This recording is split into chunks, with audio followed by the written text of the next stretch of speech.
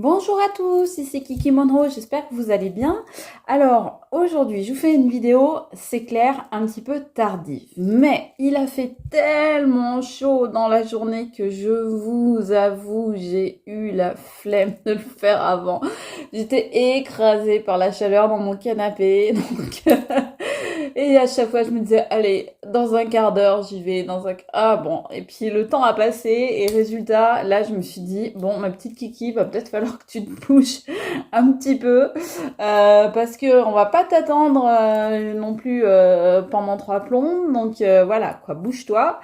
Et donc, me voilà, mes chers amis. Donc, ce que je vais vous demander, s'il vous plaît, vous le savez, c'est de ne pas oublier le petit pouce pour votre acte de gratitude du jour, s'il vous plaît, ainsi que de vous abonner à ma chaîne pour recevoir gratuitement toutes mes vidéos. Vous trouverez également ma cagnotte Litchi entièrement sécurisée en barre d'infos, juste en dessous, là, dans la barre de description. Vous cliquez dessus et vous tombez directement sur ma cagnotte. Donc, je vous remercie. J'en profite pour remercier tous les gens qui font des dons.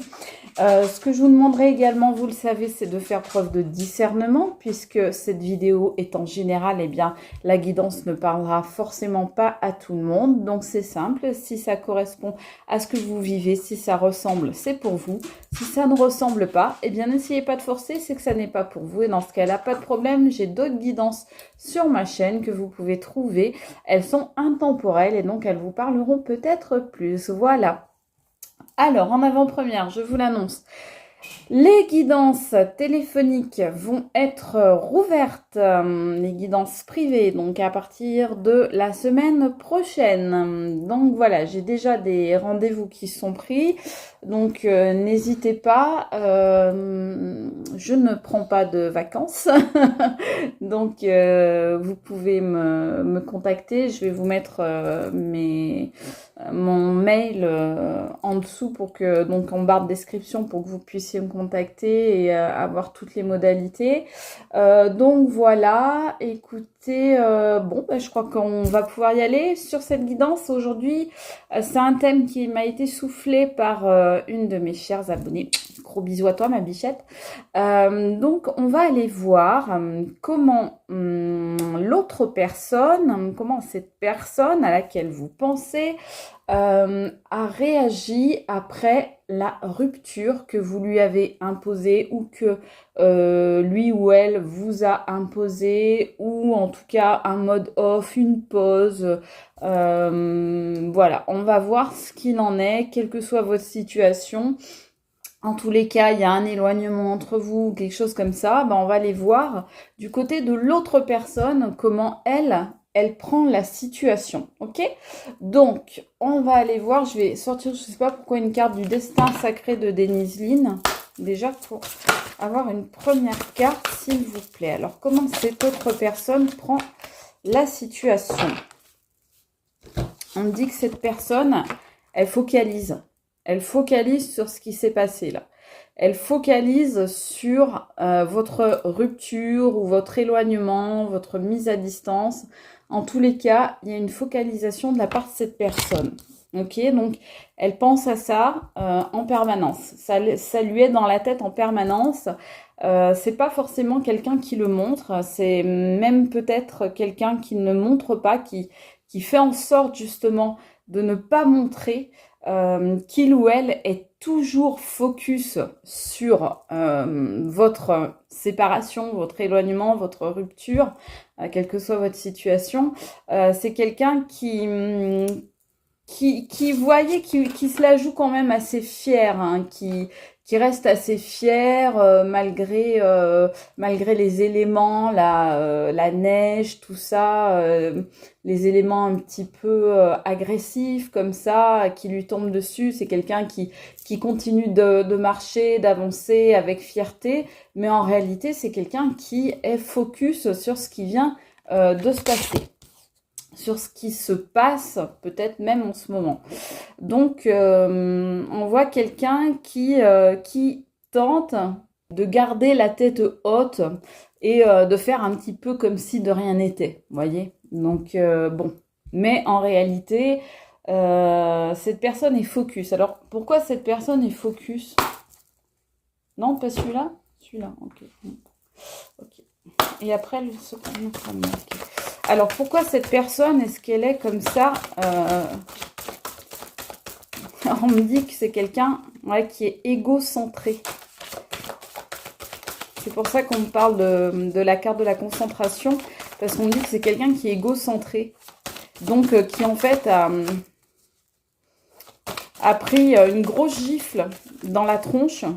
Pardon pour l'expression, mais c'est quelqu'un qui a pris une grosse gifle dans la tronche suite à cette séparation et qui tente de faire bonne mine, de montrer un visage serein, joyeux, qui peut-être même s'expose sur les réseaux sociaux, du style ah, regardez ma nouvelle vie, comment je suis heureux ou heureuse, du style moi je suis encore plus heureuse sans toi ou plus heureuse sans toi.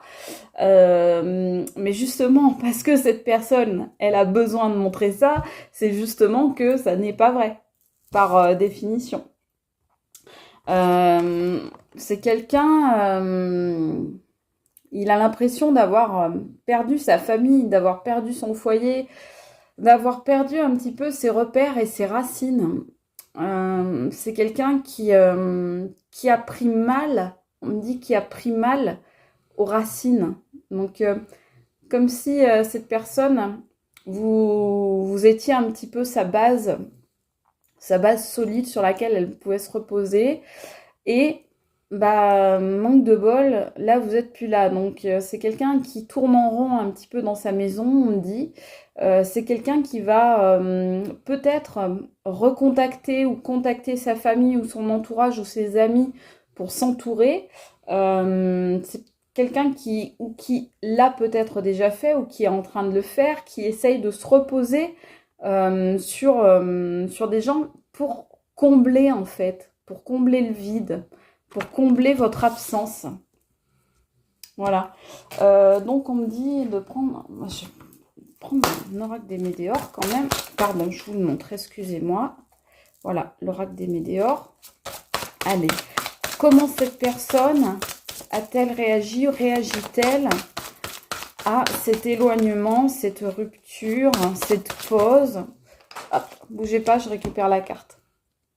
Voilà, excusez-moi. Alors, on m'a en fait sorti 2 cartes. Vous voyez, sur la famille, la lignée familiale. Donc, on est toujours dans cet esprit-là d'une personne qui se tourne vers autrui, un petit peu désemparée, qui va chercher un petit peu de l'aide, du secours ailleurs. On voit que cette rupture transforme cette personne. Alors, encore une fois, j'ai rupture, ça peut être éloignement, pause, etc. Vous adaptez à votre situation. Mais on voit que ça transforme en réalité intérieurement cette personne. Et là encore, on voit que cette personne, elle veut pas que ce soit dit, elle veut pas montrer que ça l'atteint. C'est comme si elle voulait pas montrer son vrai visage, comme si elle voulait pas dire que ça pouvait la blesser ou l'atteindre, la bousculer émotionnellement. C'est une personne qui a besoin de sauver les apparences en permanence là. Donc et pourtant à l'intérieur il y a des choses qui se passent, c'est-à-dire que cette personne elle est troublée à l'intérieur. On voit les choses là qui bougent, qui mûrissent, qui se transforment. Donc cette personne intérieurement elle est touchée et elle le sait, mais elle ne veut pas que ça se sache, en fait. Elle ne veut pas que les autres voient qu'elle est touchée. Allez, comment cette personne réagit-elle à la séparation, rupture, mode on-off, silence radio, nos contacts, pause, éloignement, distance, refroidissement de la situation, etc. Comment cette personne réagit-elle dans son coin, de son côté? Ah, attendez, j'en ai une qui s'est retournée. Cette personne, eh ben, elle est mal. Hein. Cette personne, elle est en deuil. Elle essaye de passer à autre chose, mais elle n'y arrive pas. Vous voyez, on nous dit bien, elle essaye de se transformer, mais elle n'y arrive pas. Elle n'y arrive pas parce qu'elle est trop focus. Elle focus sur vous. Donc, elle focalise sur vous. Donc, tant qu'elle sera comme ça, et puis alors, en même temps, elle est égocentrée, c'est-à-dire que elle focalise sur vous, mais parce que, mais, quelque part, cette personne, c'est comme si vous lui aviez jeté un gant à la figure, un défi, comme si vous lui aviez lancé un camouflet, quoi. Cette personne, elle se sent, comment dire, elle se sent blessée dans son orgueil, quoi. Et donc, ça l'empêche de passer à autre chose. En tous les cas, hein, on voit qu'elle est très mal, quoi, que elle vit ça comme un deuil, mais un deuil qu'elle n'arrive pas à faire. Alors du coup, cette personne décide de sortir, de s'amuser, de se lancer dans des plaisirs éphémères, des paradis artificiels. C'est peut-être quelqu'un qui tombe d'ailleurs dans les addictions. C'est peut-être quelqu'un qui fait des rencontres sur Internet. Peut-être quelqu'un qui voit du monde en extérieur. C'est peut-être quelqu'un qui... moi, on montre quelqu'un qui aussi qui est tout seul ou toute seule chez lui ou chez elle et qui tombe dans des mauvaises habitudes, dans des mauvaises choses, dans pas forcément des addictions, mais quelqu'un qui prend pas soin de soi, quelqu'un qui est pas bien, qui fait pas ce qu'il faut pour être en forme, par exemple, ou vous voyez, des choses comme ça. On voit que c'est quelqu'un qui, on dirait que tout lui passe par-dessus la tête, en fait. C'est quelqu'un qui est tellement focalisé sur cette, alors soit séparation, soit mode no contact, etc., qui est tellement focalisé sur cette situation que c'est quelqu'un qui n'arrive pas à être équilibré, à être stable et à être juste, en fait, envers son propre corps, envers son propre bien-être. C'est quelqu'un qui essaye de se perdre dans des choses superflues et puis futiles, quoi. C'est quelqu'un qui est dans la futilité. Alors, comment cette personne prend-elle? Voilà, on retrouve toujours cette notion.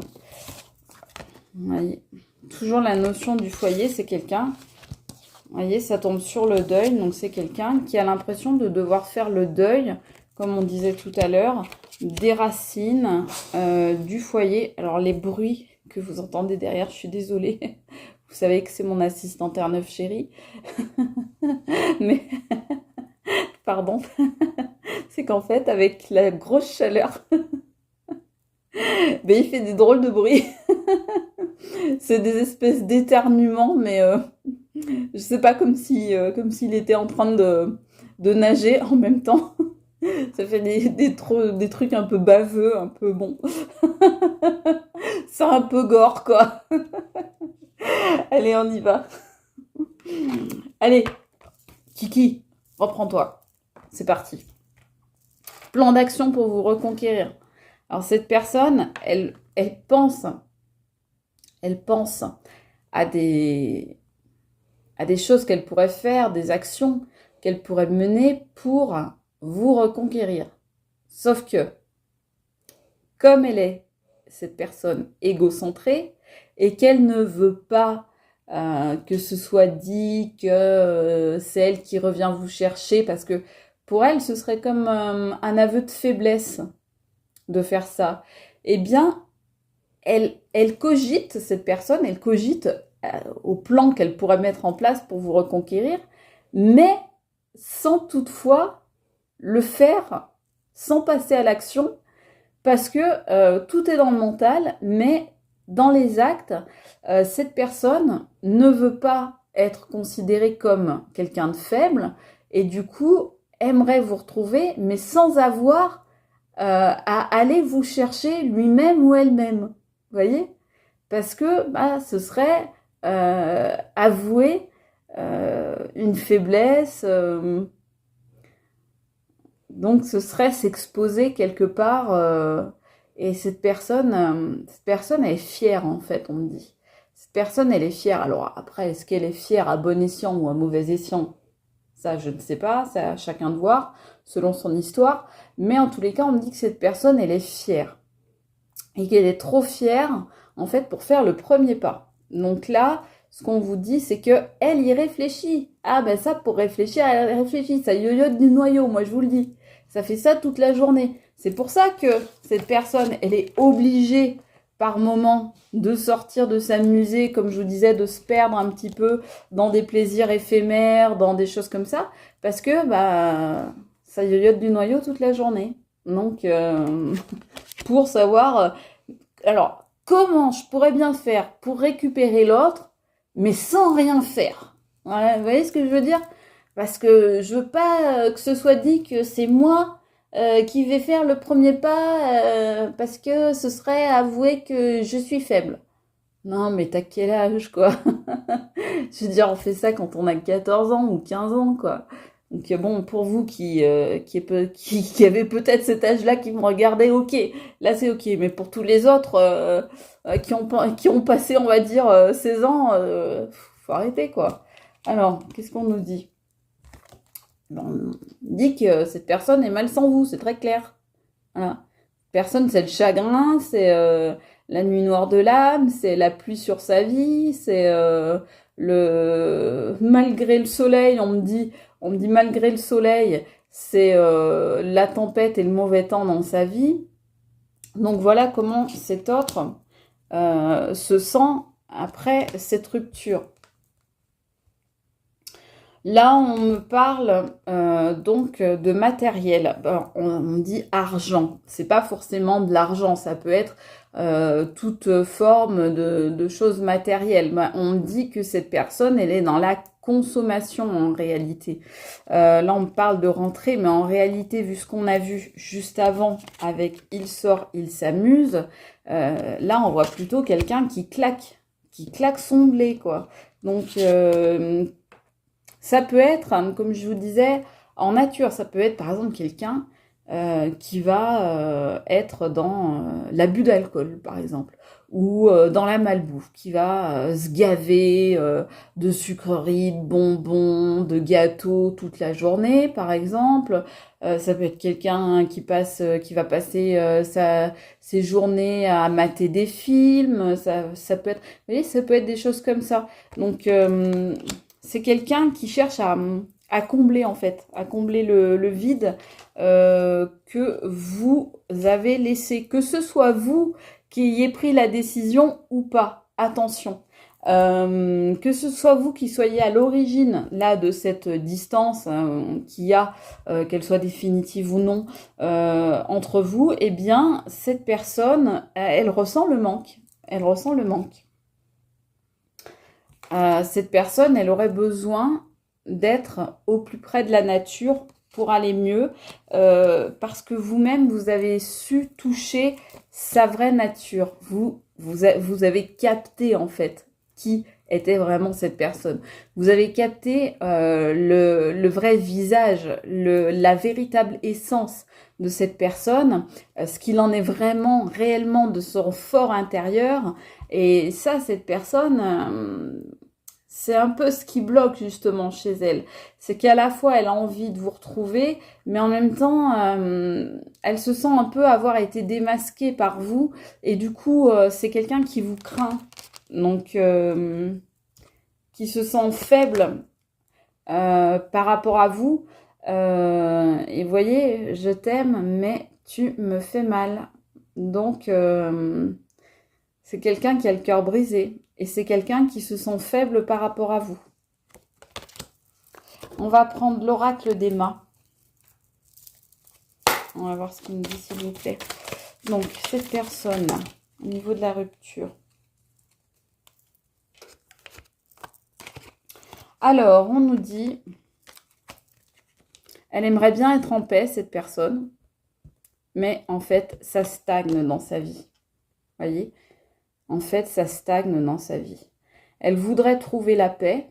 Elle voudrait s'apaiser, se calmer, arrêter de tout le temps penser justement à tout ça, mais ça stagne. Ça ne fait que stagner et cette personne, elle se sent comme étranglée, comme retenue, comme emprisonnée quelque part par la situation. Donc cette situation, bah, la met pas bien, quoi.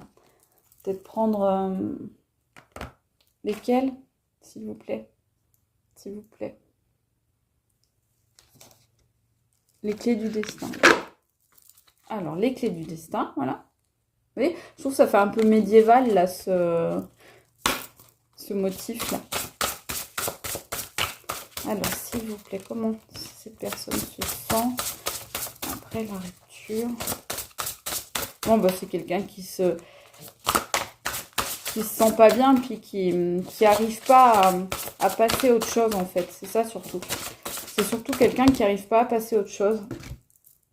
Voyez, pour terminer, c'est ce que je vous ai dit tout le long de la guidance. Hein. Cette personne, elle est dans le mental, elle n'arrive pas à décrocher, elle n'arrive pas à passer à autre chose, elle est focalisée sur vous et elle se fait des nœuds au cerveau.